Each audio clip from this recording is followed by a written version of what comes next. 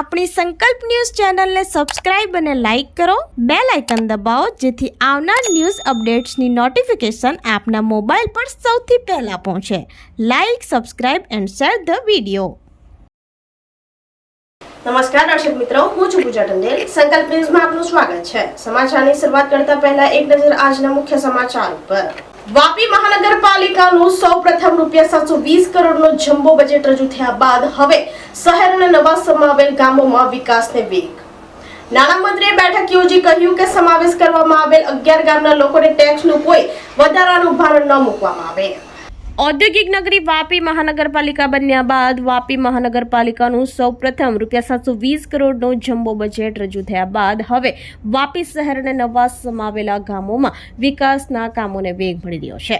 રાજ્યના નાણામંત્રી કનુભાઈ દેસાઈની અધ્યક્ષતામાં વાપી મહાનગરપાલિકાના કમિશનર અને અધિકારીઓની એક બેઠક મળી હતી, જેમાં વાપી મહાનગરપાલિકા વિસ્તારમાં આગામી 1 વર્ષમાં વિકાસના કામોની રૂપરેખા અને તેની ચર્ચા કરવામાં આવી હતી.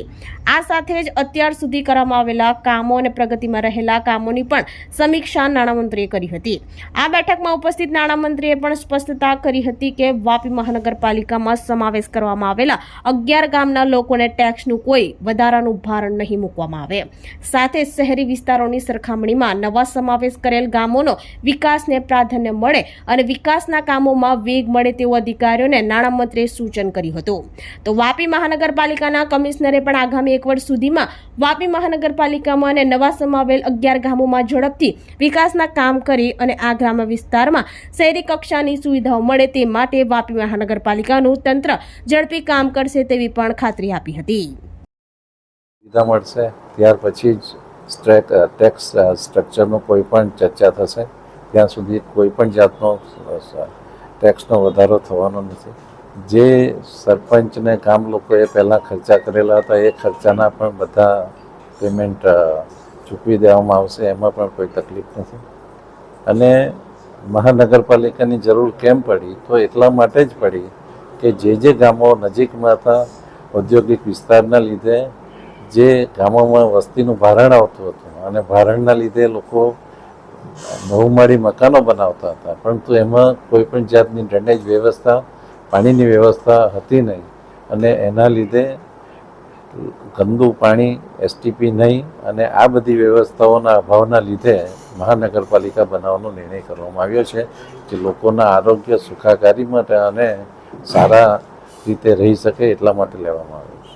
યોજવામાં આવી અને એમાં મૂળ ઉદ્દેશ્ય એ હતું કે જે બજેટનું પ્રેઝન્ટેશન કર્યું છે એનું ક્રિયાન્વયન કઈ રીતે થાય, મોન્સૂન પહેલાં મોટામાં મોટા કયા કામો જે પબ્લિક સુખાકારીના છે એ કઈ રીતે અમે એક્ઝિક્યુટ કરી શકીએ, અને આ સિવાય જે આજુબાજુના જે પહેલાં 11 ગામ હતા જેનો સમાવેશ અહીંયા કર્યું છે એમાં કઈ કઈ કામગીરી ઉપર ફોકસ રાખવું જોઈએ અને એમાં ગામ લોકોને પહેલાં કરતાં કઈ રીતે અમે સારી સુવિધાઓ આપી શકીએ એના ઉપર ખાસ કરીને ચર્ચા થઈ.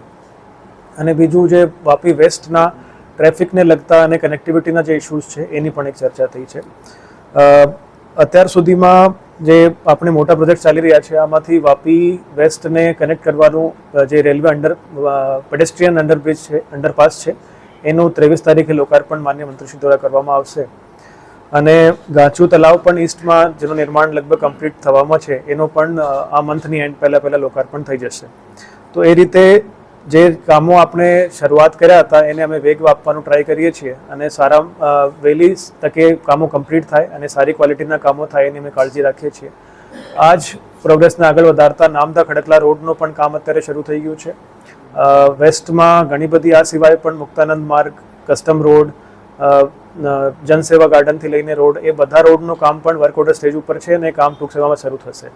આ સિવાય રોડ ઇન્ફ્રાસ્ટ્રક્ચર ઉપર સૌથી વધારે ફોકસ સાહેબનો છે કે મોન્સૂન પહેલાં મેક્સિમમ રોડના કામો હોવા જોઈએ અને રોડની સાથે જે વેસ્ટ ટુ ઈસ્ટ કનેક્ટિવિટીના છે, જીયુડીસી જે અંડરપાસ બનાવે છે બલીઠામાં, બલીઠા અંડરપાસ અમારી પૂરી તૈયારી છે કે 15 મે સુધી એનો લોકાર્પણ થઈ જશે. બલીઠા ઓવરબ્રિજ જેનો એક ભાગ ઓલરેડી સ્ટાર્ટ થઈ ગયું છે એનો બીજો ભાગ પણ 31 મે સુધી શરૂ થઈ જશે. જે ટાઈપનો બ્રિજ છે અને જે અત્યારે મેઇન આપણે બ્રિજ છે એના અંડરપાસ બનાવવાની કામગીરી એની પણ અમે ટાર્ગેટ 15 જૂન સુધીનું રાખ્યું છે. તો અમારી તૈયારી એ છે કે મોન્સૂન શરૂ થાય જૂન પહેલાં અત્યારે ખાલી એક જ અંડરપાસની કનેક્ટિવિટી છે, એના કરતાં બલીઠા અંડરપાસ અને બલીઠા ઓવરબ્રિજના બંને ફેઝ ચાલુ થઈ જાય અને પછી જૂનમાં પણ એ 2 એડિશનલ કનેક્ટિવિટી મળે. તો અત્યારે જે એક કનેક્ટિવિટી છે એના કરતાં 5 કનેક્ટિવિટી મળે, જેમાંથી 2 કામો 31 મે પહેલા લોકાર્પણ એનો થઈ જશે અને બાકી બીજા 2 કામ જૂનમાં પૂર્ણ કરવામાં આવશે. વલસાડના હિંગરાજ વેકરિયા હનુમાનજી મંદિર પરિસરમાં આગ લાગતા અનાજનો જથ્થો ખુરશીઓ બળીને ખાખ. વલસાડ તાલુકાના હિંગરાજ ખાતે દરિયા કિનારે આવેલા વેકરિયા હનુમાનજી મંદિર પરિસરમાં શનિવારે રાત્રે અચાનક આગ લાગી હતી. મંદિરના પૂજારીના રૂમ અને સ્ટોરરૂમમાં શોર્ટ સર્કિટને કારણે આગ ભભૂકી ઉઠી હતી.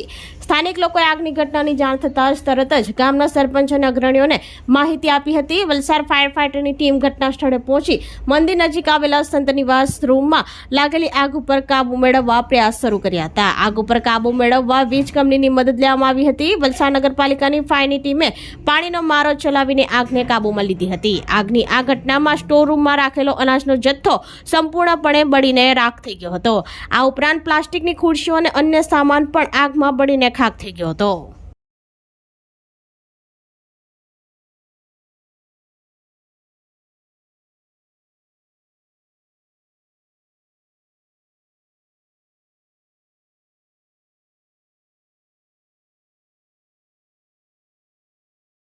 તો આ તારના સમાચારો. નવા સમાચારો સાથે કાલે ફરી મળીશું. નમસ્કાર. આપણી સંકલ્પ ન્યૂઝ ચેનલને સબસ્ક્રાઇબ અને લાઇક કરો, બેલ આઇકન દબાવો જેથી આવનાર ન્યૂઝ અપડેટ્સની નોટિફિકેશન આપના મોબાઈલ પર સૌથી પહેલા પહોંચે. Like, subscribe and share the video.